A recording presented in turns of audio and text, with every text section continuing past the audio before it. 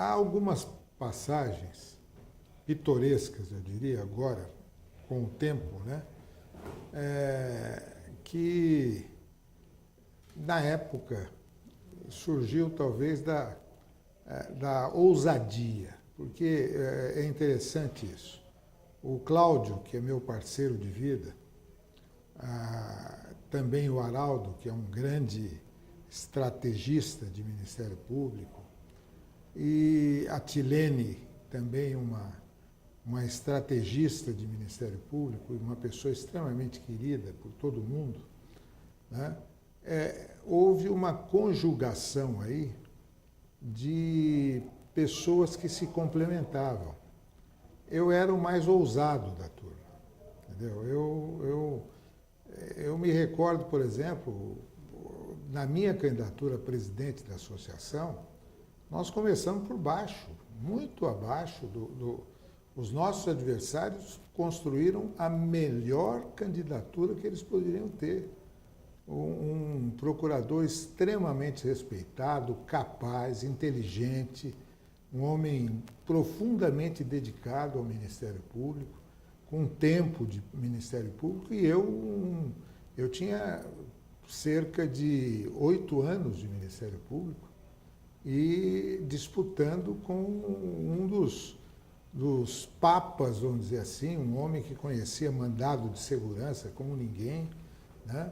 E eu era um professor de penal, processo penal, dava aula no curso do Damásio, era chefe de departamento e tal, mas, sem dúvida, intelectualmente, o Stein estava muito na minha frente, né? Mas tive a ousadia de enfrentá-lo, com o apoio do nosso grupo, né? E percorrimos o estado inteiro, de carro com 4 pessoas dentro, às vezes em 2 carros, e íamos cidade por cidade, município por município, promotoria por promotoria, fazendo a campanha da associação. No fim, foi uma vitória extraordinária. E aí tem um dado interessante. O que me fez entrar na grande política foi o opositor do Ministério Público, número 1 da época, que se chamava Paulo Salim Maluf. O Maluf era procurador, era governador, melhor dizendo. O João Severino de Oliveira Pérez era o presidente, era o procurador-geral, e o Cláudio o presidente e eu vice. E o Maluf, depois de 30 anos, desequiparou os salários entre promotores e juízes. Havia um ilustre desembargador, que era o secretário da Justiça, que era o Dr. José Carlos Ferreira de Oliveira, a quem o Maluf recorria muito, porque ele precisava muito de juiz e de promotor, juiz e de tribunal, né? Já naquela época ele era um frequentador ferrenho dos tribunais. E eu até, na minha campanha, gravei uma frase que ficou nos anais da história de São Paulo. Numa ocasião eu disse que o Maluf e eu tínhamos uma coisa em comum, nós frequentávamos os fóruns. Eu como promotor, ele como réu. E isso foi uma frase, essa já na minha campanha para governador. E foi ele que se tornou, vamos dizer assim, o inimigo número 1 do Ministério Público naquela época, e foi quem me encaminhou para que eu passasse, já naquela época, a exercer uma atividade político-partidária de oposição a ele. Aí veio a campanha do Montoro para governador. Nós nos aproximamos do Montoro através do Chopin Tavares de Lima, que era um promotor brilhante também, que foi cassado, e do Darcy Passos, meu querido amigo e grande parlamentar, nos aproximou do Montoro. Havia um outro grupo de promotores que nos fazia oposição interna, mas eu queria ressaltar uma coisa aqui. Primeiro, não havia disputas fratricidas dentro da associação. Uma característica da minha gestão e da gestão do Cláudio é que nós tínhamos adversários, nós não tínhamos inimigos políticos. Ao contrário, tanto que eu sempre fui amigo e sou amigo até hoje de muitos que me enfrentaram numa luta leal, constante, aberta, e sempre tivemos o apoio deles quando necessário. Havia união, que para nós, acima de tudo, estava o Ministério Público. O importante era o Ministério Público vencer. Não era o grupo A ou o grupo B. Não era uma disputa pelo poder. Era uma disputa por direcionar a instituição. E quando começou a campanha, na minha primeira eleição, nós estávamos por baixo, porque tinha havido a desequiparação. Nós, por sugestão minha, a associação, o Cláudio colocou em Assembleia Geral Permanente. E todo mundo achava que eu ia perder a eleição, mas aí conseguimos virar o jogo. E o que foi que aconteceu? O Maluf saiu para disputar a presidência da República. E assumiu o Marim, José Maria Marim. E o Marim equiparou novamente. Tá. Entendeu? Então foi uma grande vitória da associação. Foi a manutenção. Foi a manutenção da paridade que nos levou à vitória. Deu tempo, porque o Marim assumiu, acho que em maio ou março, e logo em seguida ele nos concedeu novamente a paridade de vencimentos. E aquilo me convenceu ainda mais da necessidade de nós termos outros instrumentos que dessem maior independência para os membros do Ministério Público e para a instituição Ministério Público. Aí veio a minha segunda eleição, não houve adversário, eu fui reeleito com 93% dos votos válidos. Talvez tenha sido uma das maiores votações dentro do Ministério Público, né? Dentro da associação. E no segundo mandato já foi praticamente todo voltado para a preparação da Constituinte. E na disputa pela presidência da CONAMP, o José Pereira, que era o presidente na época, eu era o primeiro vice, tinha um compromisso com os gaúchos. E nós fizemos um trabalho unindo o Nordeste. Nós tínhamos alguns amigos presidentes da Associação do Nordeste. A eleição era, cada associação tinha, cada estado tinha um voto pela sua associação, né? E então nós fizemos um trabalho junto ao Nordeste e junto a Minas Gerais e Santa Catarina e Paraná, e chegou um momento, nós estávamos em Belo Horizonte, e em Belo Horizonte a Associação Mineira se dividiu. A ala mais antiga, que era do Joaquim Cabral, que foi presidente da CONAMP, ficou com os gaúchos, e a ala nova, que era o Castelar e o Monteiro, eram os jovens que estavam aflorando na liderança de Minas, ficaram do nosso lado. E aí houve um grande almoço, e nesse almoço, talvez o maior erro tenha sido cometido pelo pessoal do Rio Grande do Sul, porque o Paulo Olímpio, que é um grande promotor, meu grande amigo pessoal, até hoje, o Paulo Olímpio se levantou e disse que, como tinha dois candidatos, seria bom que cada um expusesse o seu pensamento.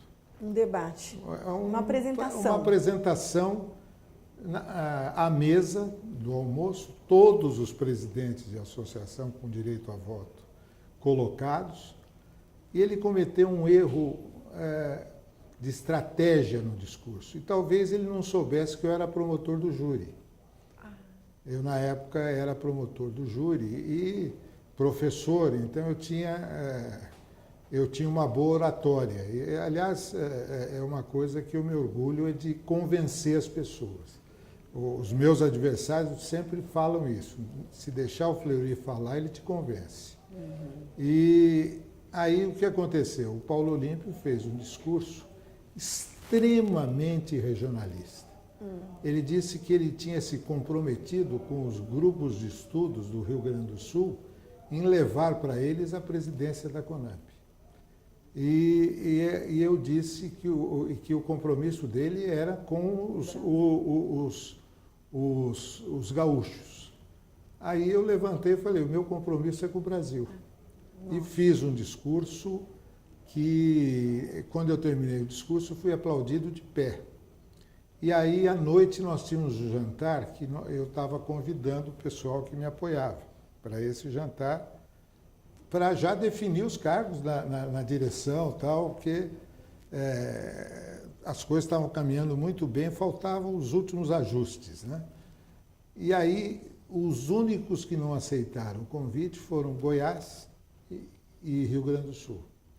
Aí eu fui pessoalmente, falei com o Pereira, que era o presidente da CONAMP.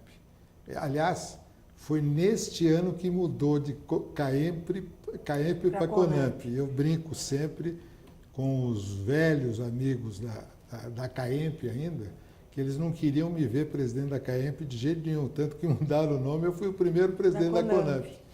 E a CONAMP, falei com o Pereira, convidei-o para o jantar, falei com o Paulo Olímpio, aí fizemos uma composição e demos a primeira vice para o Rio Grande do Sul. Então não houve trauma, conseguimos pacificar e a eleição da CONAMP foi resolvida. Depois, as outras duas vezes, eu fui eleito por aclamação. Então, fui reeleito por aclamação. Na terceira vez, coincidiu exatamente com o início do mandato do governador Quércia, e aí eu assumi a Secretaria de Segurança. Foi feita uma nova eleição e o Antônio Araldo Dalpozo, que eu havia colocado como meu secretário-geral, foi eleito presidente da CONAMP, também por unanimidade. Então, são coisas curiosas que aconteceram, né? Mas eu ainda insisto nesse ponto. Eu fico muito preocupado quando vejo o Ministério Público de hoje achando que caiu tudo do céu. Que, principalmente os mais jovens que não passaram por essa experiência, não sabem o que é ser promotor substituto e andar com a máquina de escrever, com os códigos, dentro do porta-mala do Fusquinha e rodando o interior conforme as designações eram feitas. E não podia errar o papel timbrado, né? Tendo que pagar para imprimir o papel timbrado. Época que não se aceitava como prova o telex. Entendeu? Não era a prova de antecedências ou de antecedentes do réu ou o telex. Época que você ficava 3, 4 horas para fazer a ligação do interior para a capital. E principalmente, época em que nós tínhamos as garantias, algumas delas, mas não as garantias que nós temos hoje. Evidentemente, dentro dessa caminhada, houve uma série de percalços. Por exemplo, o Rio de Janeiro não queria abrir mão da advocacia, em hipótese alguma. Houve um combate muito grande por parte dos delegados de polícia contra o fortalecimento do Ministério Público. Eu participei à distância da Constituinte, porque eu era secretário de Segurança. Mas isso foi nós conversamos com todo mundo antes de aceitar, porque nós achávamos que era importante ocupar um cargo importante, até hoje fundamental, de secretário da Segurança Pública, pela influência que eu poderia ter junto aos membros do meu partido. E realmente isso acontecia. O Araldo, o Sabella, o Bulli, o Cláudio, que era o procurador-geral na época, qualquer coisa eles me acionavam, né? E eu, na época, tinha levado comigo para a secretaria o Fúvio Biasi. O Fúvio foi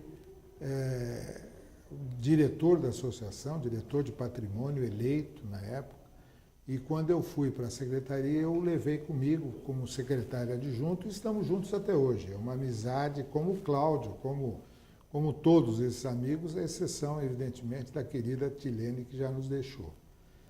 E eu me recordo, por exemplo, quando houve os vetos do presidente Sarney à Lei da Ação Civil Pública. A Lei da Ação Civil Pública nós aprovamos em 81 dias. Na época, o prazo de urgência para se aprovar um projeto de lei no Congresso Nacional era de 90 dias. Nós fizemos de tal maneira que, quando a lei foi aprovada, é que o empresariado viu que era uma lei que poderia cercear a atuação deles, porque nós dávamos instrumentos ao Ministério Público e também à sociedade civil para desenvolver um trabalho no sentido de coibir abusos, já na defesa do consumidor, do meio ambiente e assim por diante. Então foi um trabalho extremamente importante e eu fui falar com o então presidente Sarney e pedi para ele que não fizesse os vetos que ele acabou fazendo. E eu me recordo que ele falou, naquela época, ele disse o seguinte: eu não tenho receio nenhum da atuação dos procuradores de justiça, dos promotores mais velhos. O meu receio é o promotor recém-nomeado, que vai para a comarca pequena do interior e é capaz de usar essa lei de uma forma não muito adequada. Tudo aquilo que ele vetou, nós colocamos na Constituinte e foi aprovado, né? Então, essas idas e vindas eram muito, muito custosas. Também havia no Brasil inteiro, uma variação de salários, de tal forma que os magistrados sempre ganhavam mais do que os membros do Ministério Público, em regra.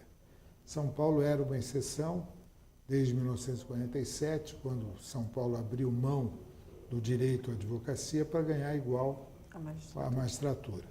E os outros estados não tinham isso. Então, nós trabalhamos isso também, e quantas vezes...